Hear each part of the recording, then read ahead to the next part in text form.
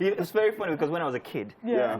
today's Children's Day, I used to think I was going to grow up to be this Johnny Bravo looking like guy without putting in the work. Wow. You know? Like it would just naturally I just thought it was happen. normal. Like, Wow. you know, men just grew stand to up. be. I thought I also had beards, by the way, but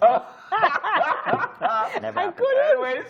Anyways, well, it can still happen. So what would you, so if you were, now you know you don't, you're not, the bends are not there, the six-pack is not there. Knowing all this, what would you tell that excited kid that was looking forward to having the six-pack and bends? You see, it's just like I said in the morning, yeah? Pressures are what form what you dream of, what you eventually become, what you want in life. Pressures, whether parental, whether it's societal, whether it's peer, it's always pressure, pressure, pressure. If I could go back, like you said, and tell my 10-year-old self something, hoping that I was going to understand, it will be that you shouldn't bow to these pressures.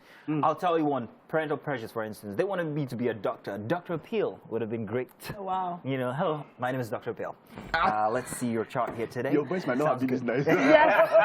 And then your handwriting. But you see, that What do you say is wrong with you? Well, that pushed me in one direction, while what I really wanted to be was a totally different thing. Yeah. So, am I living my dream now? I think yes, because I'm one of the very lucky few who actually wanted to do something, even if they thought about it very abjectly, and then became that thing. I'm living my dream. I think. Fabulous. That is nice. That is nice. A little bit, you know, I would cut my dad some slack because they didn't know better. In their minds, if we were not doing engineering, if we were not doing medicine, then maybe law, it was going to be hard for you. So they wanted the best for us, and that was the best they could do. Yeah. I remember my dad. So in school, I think in SS1, we had to choose subject, science or art. And I went for the art. I remember my dad coming at the end of SS2 third term. We spent like an hour or so in the class. He came, it was a boarding school. So he came to visit me and insisted I change to science. Oh.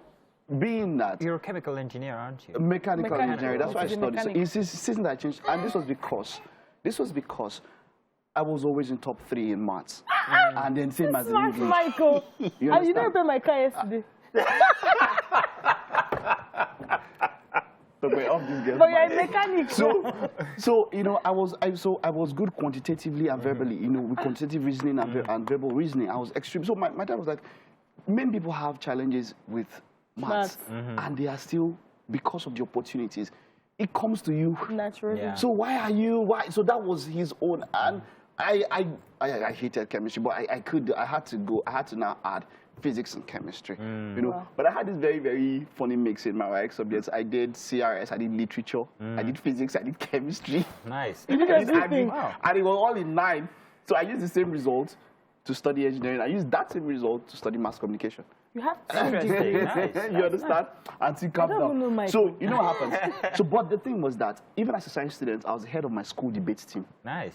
So I could always still talk, and I knew that. Look, I didn't think you were this brilliant. I thought I see, dear single ladies. You guys are missing opportunity. I said single ladies. Now. We're talking of children. Engineer. Hey, this is children's day. Children are one little. So right. What about you? So dear talk by 10-year-old, talk by 10-year-old. Dear talk by 10-year-old. Ridiculous. I'll tell dear talk by 10-year-old, stop praying to grow tall because you'll be very tall. Because I was quite short, and I was shorter than all my friends. And now I looked down. He's looking down at you guys.